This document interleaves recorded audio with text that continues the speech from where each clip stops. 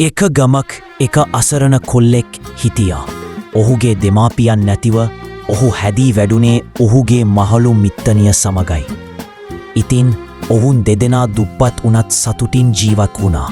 පරුණයා තමන්ට පුළුවන් ආකාරයනෙන් කුඩා රැකියා කර තම මිත්තනියව රැකබලා ගත්තා. ඔහුට කොතරම් අඩුපාඩු වේදනා තිබ්බත් වැහැස මහන්සියෙන් වැඩ කළා. එසේ කාලයක් ගතවෙද්දී මේ තරුණයා එක කෙල්ලෙක්ට ආදරය කරන්න ගත්තා. කෙල්ලත් තරුණයාට ආදරය කරන්න ගත්තා.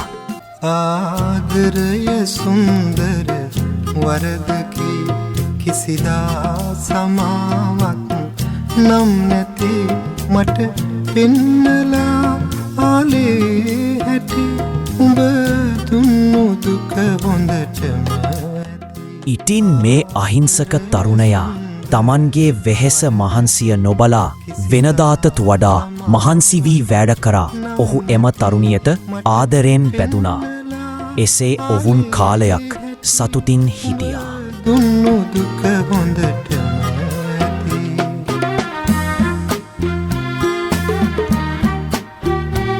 ඉතින් හදිසියේම තරුණිය වෙනස් වෙන්න ගත්තා.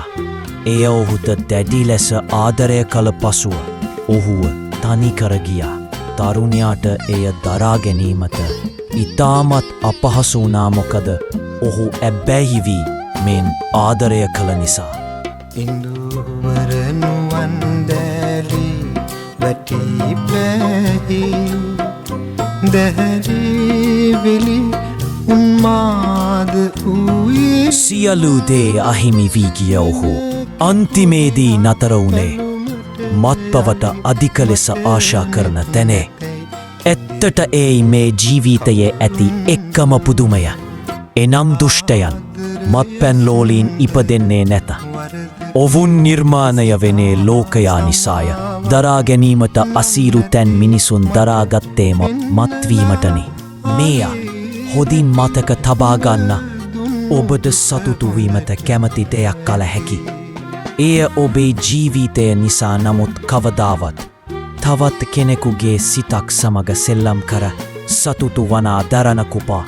ඉතින් මේයින් ඔබට උගත යුත්ත දේ ඔබ ඉගෙන ගන්න දේවල් වටා ඕනවට වඩා ලන් නොවී ජීවත් වෙන්න බලන්න.